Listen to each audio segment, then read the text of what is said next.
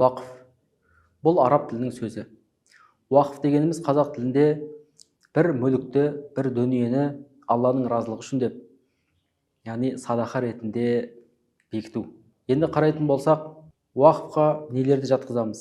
Яғни бұл біреу жерін, біреу үйін, біреу сол сияқты бір пайдалы дүние мүліктерін Алланың атымен деп, яғни Алланың мүлкіне өткізіп, адамдарға пайда өткізу үшін оны қалдырып кетеді.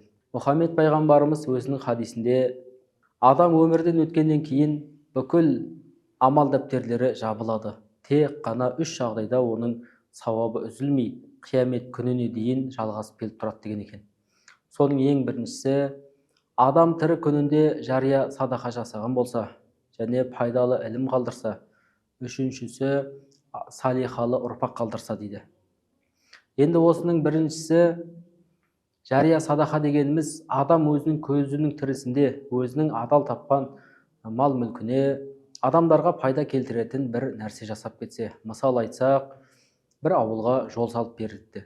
Екі ауылдың арасында өзенге көпір салып берсе, немесе мектеп, аурухана, балабақша, жетімдер үйі, қарттар үйі, мешіт, медресе сынды жалпы адамдарға пайдалы болатын, жалпы қоғамға пайдасын тигізетін бір нәрсені жасап кетсе, енді сол жасаған дүниесі қирап жоқ болып кеткенге дейін әлгі марқұмның артынан сауабы үзілмей келіп тұрады екен. Енді бұл қазіргі заманда Алланың ислам дініне әрбір адамның жасайтын ең үлкен құлшылығының бірі бұл қайырымдылық. Ал енді бұл қайырымдылықты жасау үшін оған үлкен қаражаттың керектігі белгілі.